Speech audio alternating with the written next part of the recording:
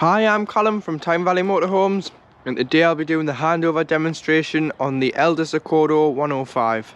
So as we walk around the vehicle, on the driver's side behind the driver's door, this is where your battery locker is, which includes your hookup point and your leisure battery. So to open, use the tri-mark key,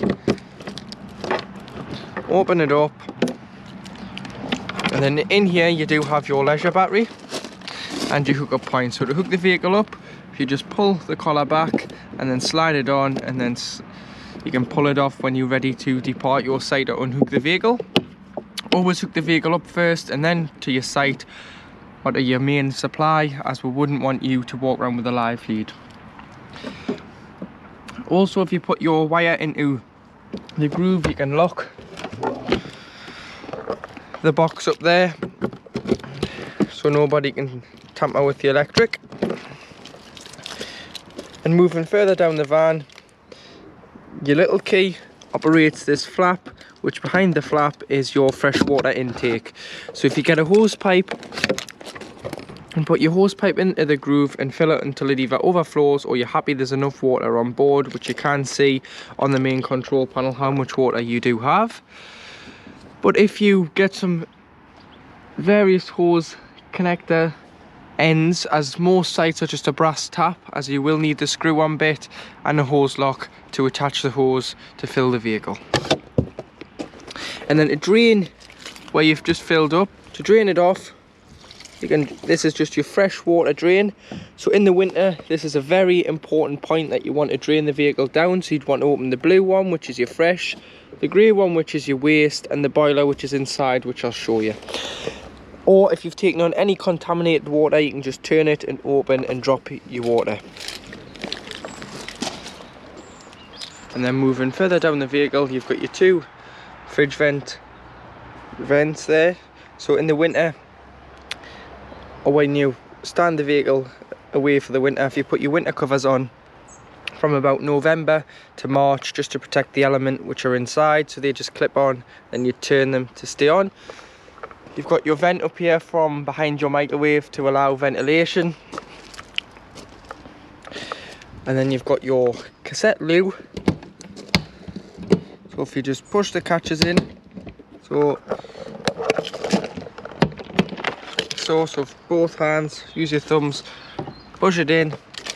And then to get the cassette out, always make sure that the blade is closed, otherwise this box will not come out the side of the vehicle. Lift the orange T handle, slide it out. Once you do have it out, to empty,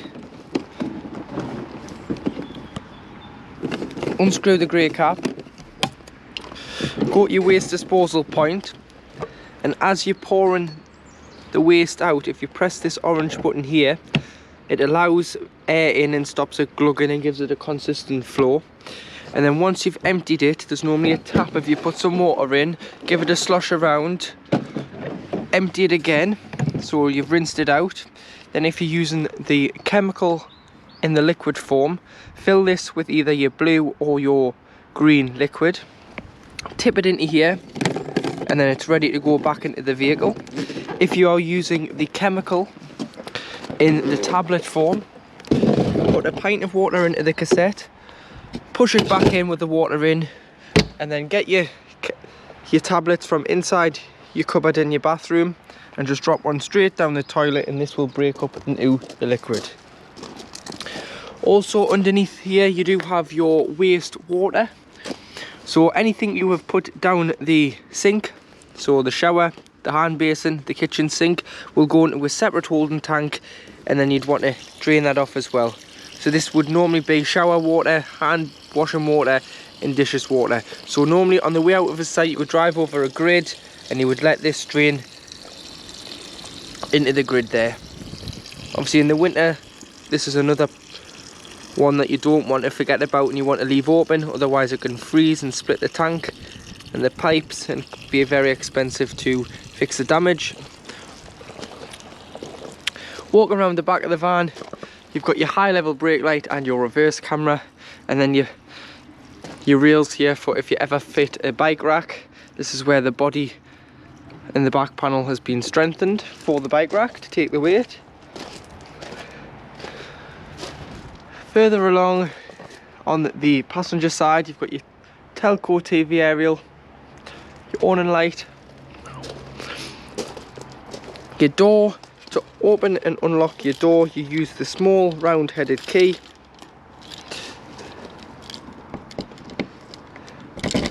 and you just, to lock, push it at the back, and then to unlock, push it at the front, and that will unlock the door. Magnet catch there, so that when you open the door full on a nice summer's day, it'll clip back there. And then in here you do have your gas locker, LPG, liquid petroleum gas, which again opens with the tri-mark key. So both use your thumbs to unlock this one. And then in here you can fit 2 6-kilogram gas bottles. So always stand them in the holders, put the straps around them like so. When they're in position, turn on and off at the top of the bottle, and to get the pigtail onto the bottle, it's a left hand thread, hand tighten until it just nips up nicely. Turn it off when you are traveling, and then on when you're stationary. It's far safer to turn it off when you're on the road, just in case any incident does happen, your gas is isolated. And then at the passenger door, you do have your diesel and AdBlue. So to open and fill with fuel, which is diesel, you'd use your main ignition key and then fill. And then below, because it is a Euro 6 compliant diesel engine, it's got the AdBlue solution, which is an exhaust treatment. It's a 20-litre tank, and you basically can get it at the pump at most garages, or you can buy it in the drums and fill it up. So you would need to just, if it was empty and the light was to come on, you'd need to buy 2 10-litre drums and fill it up. But it will indicate on the dash when it needs it, and it normally does between 5,500 to 6,000 miles on a full tank of AdBlue. So it might just be you might just need to do it one time a year. And then on the slam panel, you do have your tyre pressure. So 5 bar on the front, 5.5 bar on the back, which is 72.3 on the front and 79.5 on the rear. Underneath the passenger seat is where you'll find your toolkit. So this has got a jackknip brace and a tone eye in there. And then underneath this panel here is where your main engine battery lives. So if you ever need to change the engine battery in the future, you'd have to get it out through the cab floor. And then you've got your bonnet release on the side of the passenger dashboard here.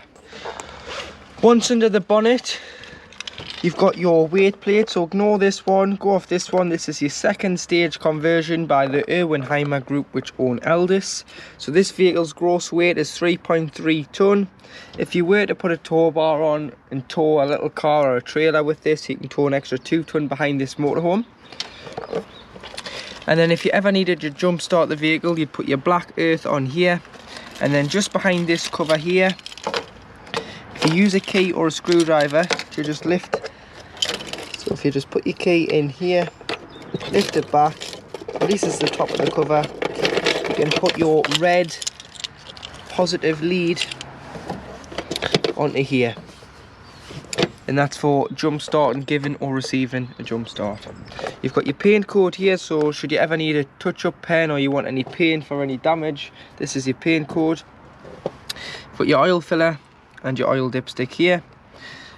For your brake fluid, this lifts off and gives you access to your coolant, which is your radiator fluid. Your power steering fluid's under there as well, but the main one you're going to need is your screen wash.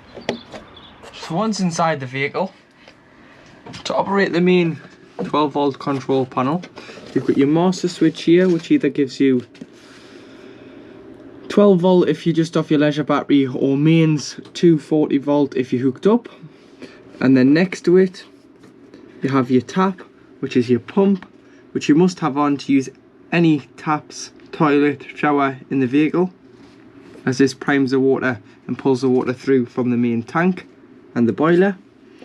And then you do have your master switch for all your lights on board, and then they all are individually switched around the vehicle. And then you've got your awning light, which is your light above the door here. And then you've got your two readings here. One is your leisure battery reading, and the other is your freshwater reading. Below you've got your wheel heating and hot water control panel. So when you turn on the power, it automatically gives power to your control panel for your heating. And you've got two buttons, so you've got hot water at the top and you've got heating at the bottom. So what you need to do is you need to click and it'll go through settings. So it goes from one wiggly line is 1 kilowatt of electric, 2 wiggly lines is 2 kilowatts of electric, which you can use on any UK site. You may have to use 1 kilowatt if you're using too much electricity, drawing it and tripping the van out, or you're on a smaller CL site abroad. You've got the gas flame on its own, which you'd use if you were wild camping and weren't hooked up to any electricity. You've got 1 kilowatt and gas, which is mixture 1. And you've got 2 kilowatts and gas, which is mixture 2. So if you're in desperate need of hot water, you'd put gas and electric on. So this is two sources together, which doubles the source, obviously doubles the heat of heating your water, and obviously brings down the time that it takes to heat the water on a solo source of electric.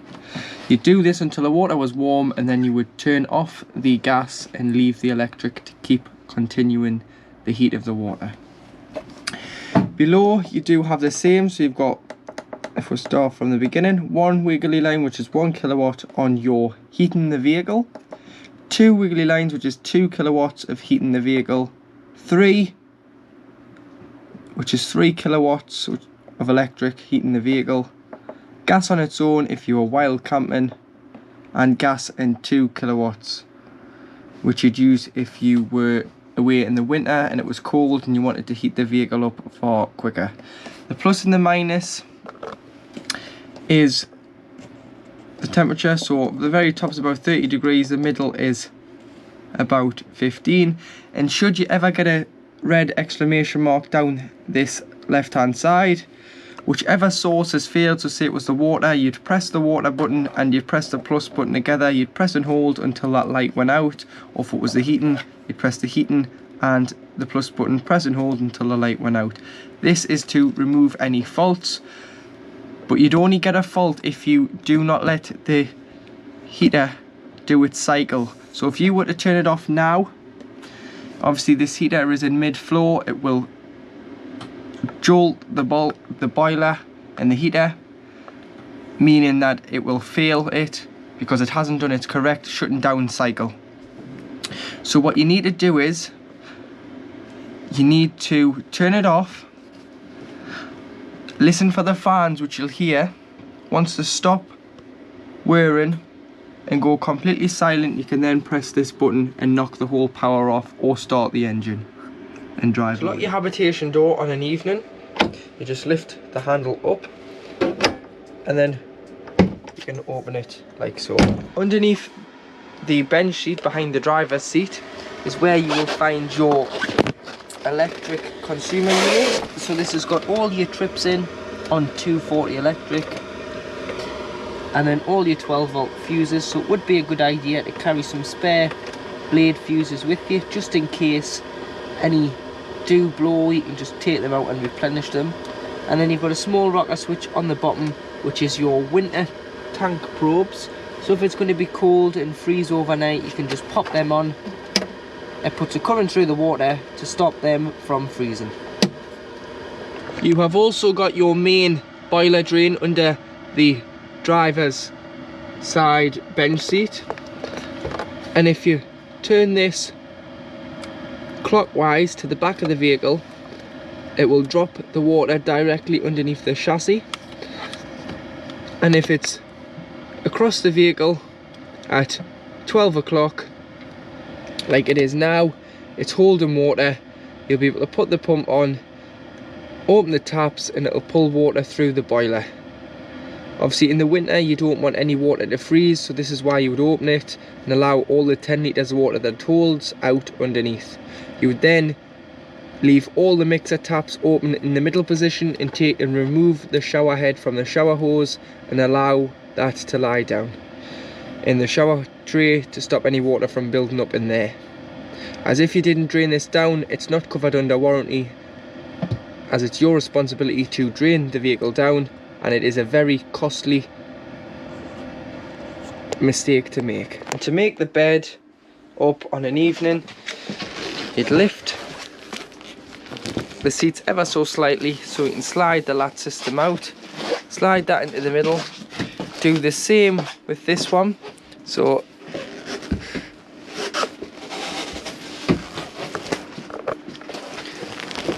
slide that into the middle like so, and then you'd use the backrests into here, and you'd use the other backrest from the back of the cushion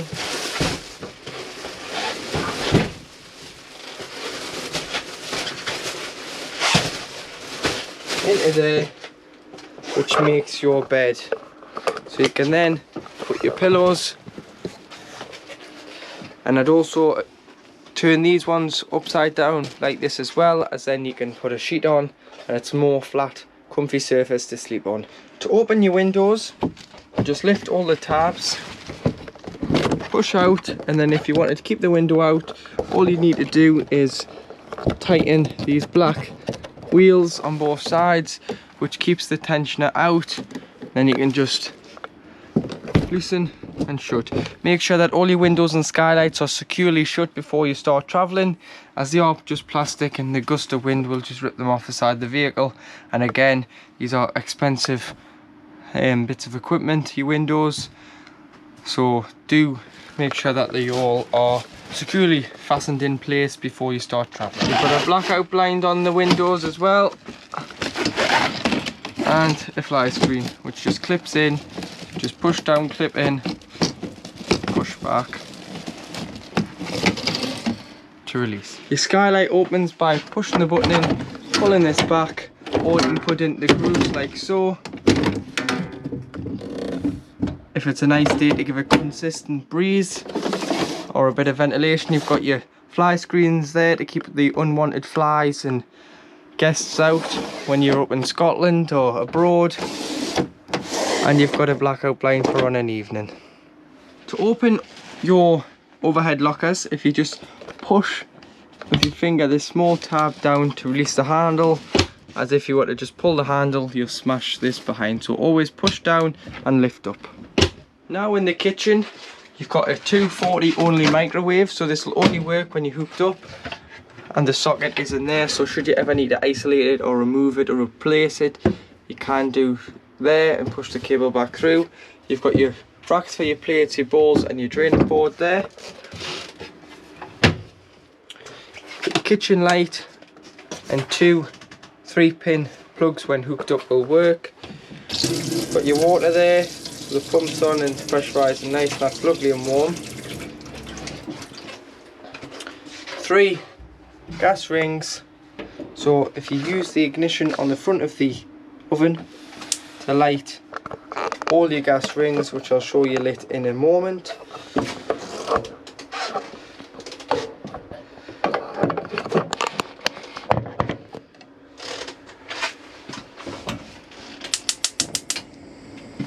One, two. And if you've ever had the gas turned off and the vehicle's been standing and you're struggling to get the fridge or the hot water and heating system lit on gas, always prime it through the hob first, as this is the highest point the gas reaches to, just to bring it through the lines, obviously because there's been no gas in the lines. So pull it through first and prime the system for your gas on board the motorhome. And again, let this cool down before you put the glass lid down, as this will shatter with the heat. Below you do have your oven and grill.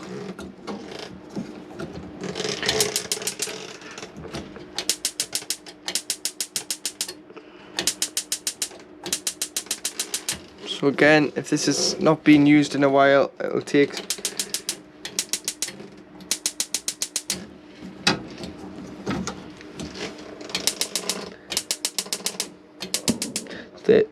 so there is your oven lid.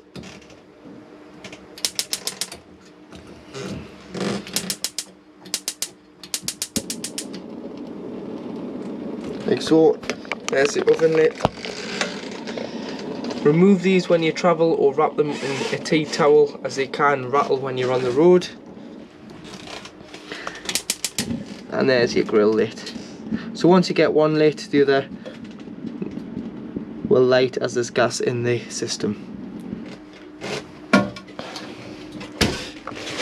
Below you do have your gas isolation taps.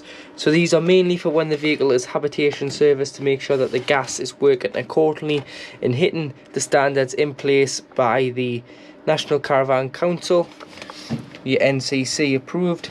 So just make sure that if you have got any problems with gas, you turn it off at the bottle, but you can isolate each appliance if you want, so it doesn't spoil your holiday if you're while camping. But these are mainly for when the vehicle is serviced by a hab technician.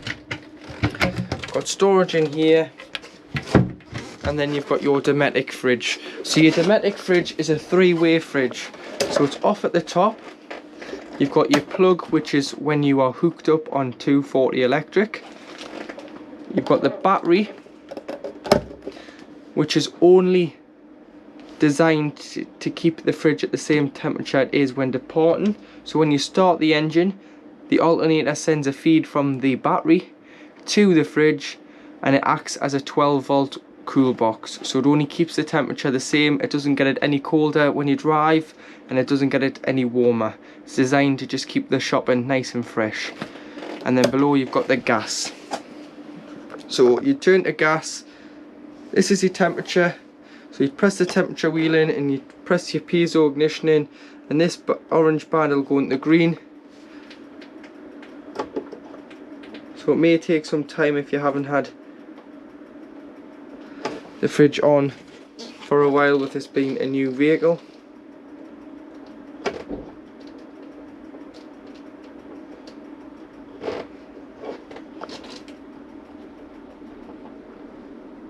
There you go, so the orange band's off into the green, and this is lit on gas. Coming back to the battery setting, so if you're lucky enough to keep this at home, as this is just a compact vehicle, or you've got the hookup facility in your storage yard, hook the van up about 2 days before you go away, put the fridge on. This will allow the fridge to get cool. It'll also allow you to top your leisure battery up. Allow it to get cool. The day before you go away, go off in the car and go shopping. Fill your fridge up. Allow that to cool overnight, and then as soon as you're ready to hit the road, onto battery, the shopping's already chilled, and it should stay chilled until you arrive on site. Obviously, when winterizing the fridge, always make sure that there's no food left in the fridge at all. Give it a good clean out, and the last thing you want to do is shut the door, as it forms an airtight seal around here. So if you just push here in and slide these two lugs out, it stops the fridge door from shutting on itself. And it allows air in the seal, in and out the fridge, to stop any mould or bacteria growing in your fridge. Opposite your kitchen is your wardrobe, where you will find your Teleco TV aerial. So you've got your booster at the back, which you can min and max the signal. Should you be getting too strong of a signal or not a good enough signal, you can turn the signal up if you wish. And then when you travel, always make sure that the pole is firmly into the vehicle like it is now. And then if you're struggling to get a signal, you can push it up, and you can turn it with the black collar. Best bet is to look where the other motorhomes and caravans on your site are pointing, and then you should be able to pick up a decent TV signal. You have also got your standalone table in here, so this is where it lives when you are storing it away. It is just like an ironing board, so you just fold the legs up and put it at the front, or if it's a nice day, you can take it outside. Coming into the bathroom, so to operate your toilet, the pump's on, you'll be able to press the blue button and flush the toilet. You then have the blade on the bottom bowl of the toilet, which you would slide right to deposit it into the cassette. But when you use the toilet, flush the toilet to lubricate the blade, open it up, use the toilet, flush it, and then close the blade. The blade must be closed to get the cassette out underneath and out the exterior of the vehicle to empty, but it will indicate on here when it's full. Your sink plug is just a push plug in there, and then you do have your shower screen, which locks and unlocks on here. So if you can just open that up like so to use the shower screen, and then when traveling you just turn that down and lock it in to stop these from clashing around when you're driving. Part of winterizing, like I've said, if you undo the shower head and allow the shower hose to lie flat in here, as you can see, it's got a bloop in there and water will freeze in there if it's left in. Also leave all the taps open in the middle position. So this customer has also had fitted to the vehicle a Hitachi smart TV. So to reach, every time you move site, you will have to retune the TV, and to do so you'd go to the home button, which is the little house on the remote, click here, go down to settings, scroll along to installation, press OK. You want to do a automatic channel scan on digital aerial, as you don't have any cable, you don't have analog because it doesn't exist anymore, and there isn't a satellite fit to the vehicle.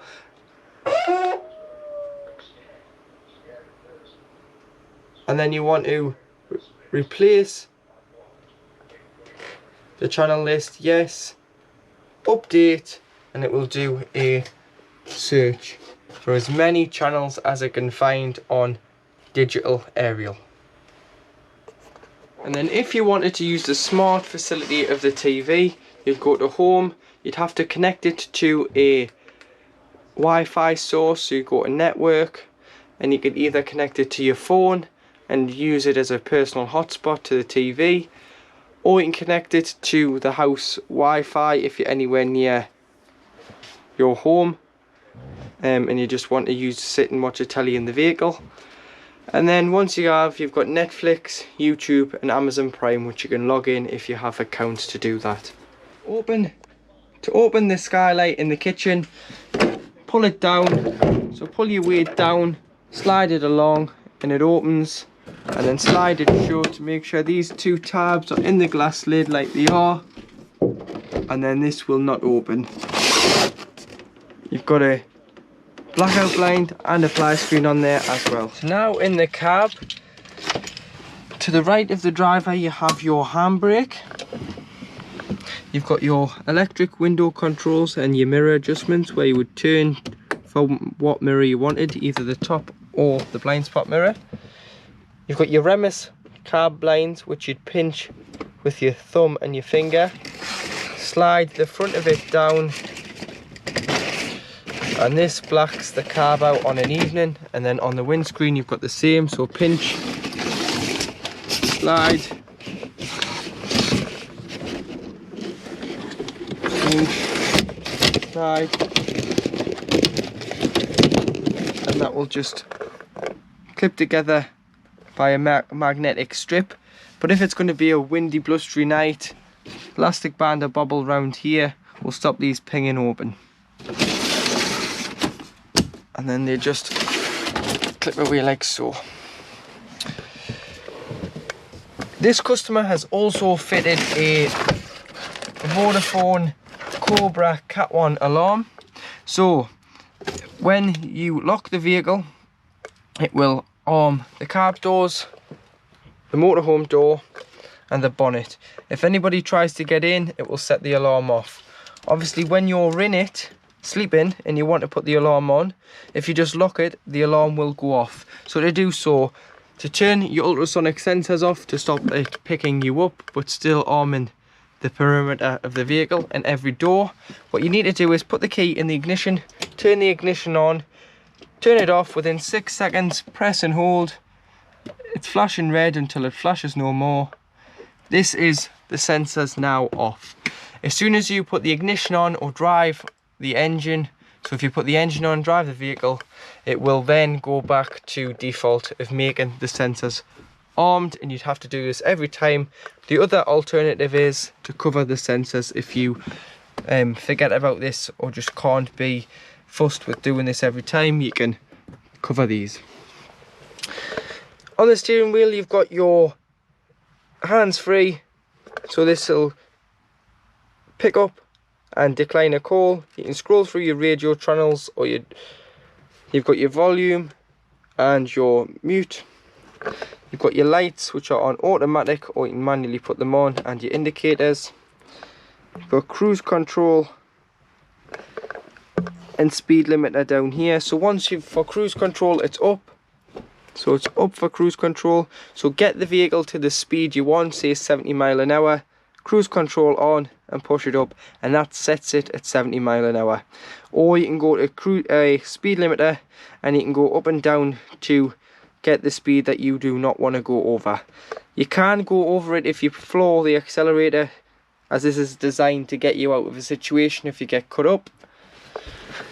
You've got a 6-speed manual gearbox, so you'd lift the collar up and put it into reverse, which will then bring on the rear view camera, like so. This is also on when going forward in any of the forward gears. ESR off is another word for traction control off, so if you want to turn that off if you're on a wet boggy field. Hazards, padlock which locks your cab doors. You've got a heated mirror switch, a USB for charging and a 12 volt for charging. The USB for the radio is located under here. You've also got these two fobs which are to do with your alarm. So these are designed if the battery in the main key goes flat, you've got to arm and disarm, and obviously with this, the spare key is just a blade key. It only opens the door, doesn't do any central locking. You would have to put one on there as well. You've got your temperature here. Fan speed must be on at least 1 or more for the aircon to work. You've got your distribution, so where you want the air to go to, and your circulation. And then you do have your radio, so you can press radio and change it from DAB to FM to AM. Search your channels, press 1 to 6 to save them. Your media would either be Bluetooth audio, pairing your phone, or your 12 volt USB under here. Phone, pair phone, find my car, make sure the pins match. Once the pins match, press pair. Once you've paired, it'll ask you if you want to sync your contacts, press yes and it will do so. And then you can pull this up here. So if I just get rid of this, which is to do with the alarm. So you can pull this up, either put paper in there for a map, or you can pull this out, put your phone in there and lock it into place, or a sat nav, and that'll act as a holder. You've got a glove box and a top box which is heated and cooled by the air conditioning, so if it's cooled in the summer you can put chocolate and things in there to keep it nice and fresh and save you from getting up to the fridge when you're on your journey. I hope this vehicle helps on the handover on the Elddis Accordo 105. If you've got any questions once you have watched the video, don't hesitate to contact Tyne Valley Motorhomes on 01207 272 777, or you can email sales@tynevalleymotorhomes.co.uk. Or if you are looking to purchase a vehicle like this and you've just come across this vehicle, if you are interested in any spec or any pricing of the vehicle, find us on www.tynevalleymotorhomes.co.uk, and one of our sales team will be more than happy to help you.